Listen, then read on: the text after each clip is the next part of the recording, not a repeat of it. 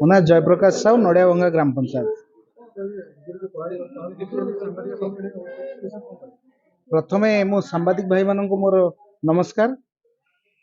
ଆମେ ଜୁନ 6 କୁ କଳା ଦିବସ ଭାବେ ପାଳନ କରୁଛୁ। ଆପଣମାନେ ଜାଣିଥିବେ ଆଜକୁ ଗୋଟାଏ ବର୍ଷ ହେଇଗଲା ବିଜେପି ସରକାର ଆସିଲା। ସରକାର ଆସିବା ପୂର୍ବରୁ ସେ ଯାହା ଯାହା ପ୍ରତିଶ୍ରୁତି ଦେଇଥିଲା ଆପଣମାନଙ୍କ ମାଧ୍ୟମରେ ସବୁ ଆପଣମାନେ ଯାହା ବି ଟିଭି ନ୍ୟୁଜ ସବୁଥିରେ ଦେଖେଇଥିଲେ। ଲାଇନ୍ ବିଲ୍ फ्री करदेबे, एमती विभिन्न कहले तो बहुत कथा अच्छी। तेणु आपण मान माध्यम मुझे जनवाक चाहूँगी जहाँ जहाँ प्रतिश्रुति देते ता भर गोटे भी हो पारा ना। माँ मान को कही 50,000 टंका लेखा सुभद्रा योजना देवे, आपण मान से 5,000 टंका लेखा दे 5 वर्ष पर्यंत भंडेकी रखिले आम पछरे रुह।